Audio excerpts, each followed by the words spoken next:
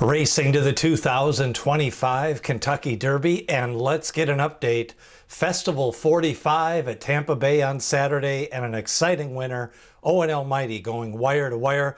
We'll recap all the activities at Tampa Bay involving the Tampa Bay Derby, but we also saw another impressive maiden winner in that race. The Virginia Derby field has been drawn. We'll have a preview of that up later on this week. And Sovereignty, it looks like he's got his next race destination already set up, and it could be right there back at Gulfstream Park. But let's take a look at the big day of racing, Festival 45, Oldsmar, Florida, and it was the Tampa Bay Derby.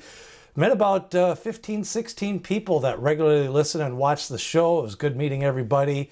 Everybody seemed to be having an enjoyable day at the racing, and it was about 73 degrees, no wind, perfect weather for racing most of the afternoon. Let's start off with the Tampa Bay Derby. We had a slow opening quarter, and when you kind of look at this, the field is kind of bunched up. That usually means the opening quarter is a slow quarter. Chancer McPatrick at the rail, Owen Almighty on the lead, almost 24 for the opening quarter. At this level of racing, that's a very slow quarter. Owen Almighty on the lead with really no pressure, and another kind of bad break for Patch Adams. He was on the outside, lost some ground, made another move, but really that race was kind of dictated by that opening quarter in that Tampa Bay Derby. Now, the second fraction was even slower than the first quarter. They went 25 and 2. It was a 48 and change for the half. On the lead was Owen Almighty. And if you noticed, Brodeur applying very limited pressure. The elbows are in on Brodeur. He really never went after him. So Owen Almighty, with Irad Ortiz, was able to control that pace and save ground. And I think overall on the day, either being inside or also being forwardly placed was an advantage on Tampa Bay Derby Day.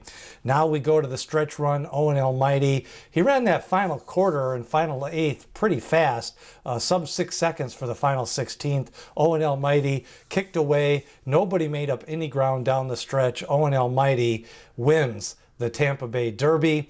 Big victory for him. He picks up the 50 points on the Kentucky Derby Trail.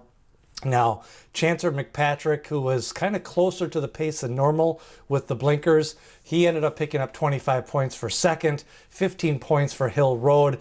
Hill Road and Chancer McPatrick, their first races of 2025. Owen Almighty had ran second in the Sam F. Davis, but he was under pressure that whole race from John Hancock. And this time around, Owen Almighty in the winner's circle, a big party as the owners and Owen Almighty celebrating the victory, getting the flowers, getting his flowers, as they say. Owen Almighty picked up a 92 buyer. But again, the key points in this race, slow opening quarter, slow half, and Owen Almighty really an uncontested lead at that half-mile pole. Ended up drawing off by over 5 lengths in the victory. Now, Irad Ortiz, I think he won some races earlier on the card. He sensed that he might be the lone speed. Once Brodeur kind of laid back a little length off him there, and then Patch Adams didn't go aggressively for the lead, Irad Ortiz picking up that victory and kind of milking that Almighty. So Owen Almighty, 65 points on the Derby Trail, 50 points for the Tampa Bay Derby. The big question for Owen Almighty is going to be, is he going to go to the Kentucky Derby or is he going to go to the Pat Day Mile? Before the race, they thought maybe the Pat Day Mile would be perfect spacing, Tampa Bay Derby to the Pat Day Mile, which is on Derby Day. And then also Chancer McPatrick, he is either going to go to the Wood Memorial and then Hill Road, probably the Bluegrass. They could reverse either way. Chad Brown talking about one of them going to the Wood, one of them going to the Bluegrass. So the top 3 finishers definitely going to move on towards stakes races. We will see in the next few days where Owen Almighty goes. I have a feeling they may go to the Derby. There's not a lot of quality speed right now. You've got Citizen Bull, the blinkers yesterday, big win, and course, last year we saw the Pat Day Mile winner also ended up winning the Preakness, so that could be a pass to a Triple Crown type race for Owen Almighty.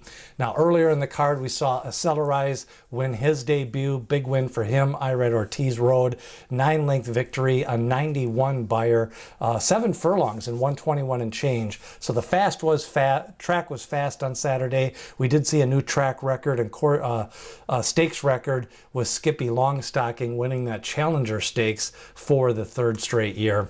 Now, other news on the Kentucky Derby trail, you've got Cole Battle. Looks like he could go to the Arkansas Derby. He worked out 4 furlongs on Friday.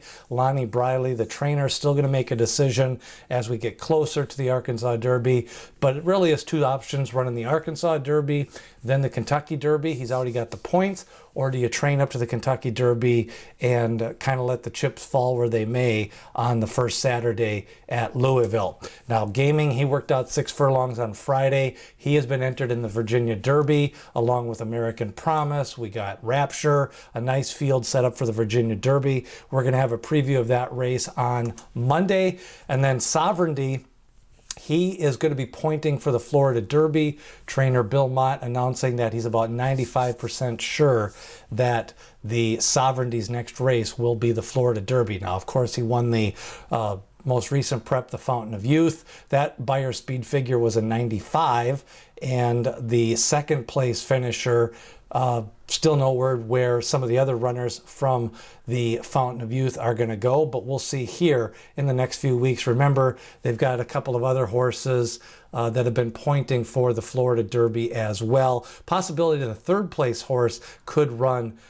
in the Florida Derby. Now, the Louisiana Derby is still shaping up. We've got Built, Hypnus, Vasimo, Caldera. He's been entered in the Virginia. Thought about the Virginia Derby, but looks like they're going to go to the Louisiana Derby. Chunk of Gold, still thinking of the Louisiana Derby. The Bluegrass, we've got East Avenue, Burnham Square, Disruptor maybe, Chancer McPatrick, or Hill Road. One of the 2 for Chad Brown will go to the Bluegrass. Then the points races continue. We got the Virginia Derby, the Virginia Oaks, the Jeff Ruby Stakes, Louisiana Derby, and the Florida Derby at the end of the month. Of course, that final round, we've got the Wood Memorial, the Bluegrass, and the Santa Anita Derby, along with the UAE Derby. So still a lot of action. Flood zone possibility of going to the UAE Derby, the recent winner of the Gotham Stakes. Exciting day at Tampa Bay. Glad to meet everybody that said hi on Saturday. Next appearance will be at the Florida Derby. Hope to see you there. Triple Crown Prospectus comes out on Monday. Our new top 10 rankings. We'll update some of the other horses still pointing for that final round of preps. But it was Owen Almighty's day to shine at Tampa Bay, 92 Beyer speed figure. Sign up for the prospectus. It goes all the way through the Belmont Stakes every Monday, and 2,000 words on the 3-year-old scene. Share, comment, like, and subscribe. What did you think of Owen Almighty on Saturday? And remember, D. Wayne Lucas always says, people have opinions, horses have the facts.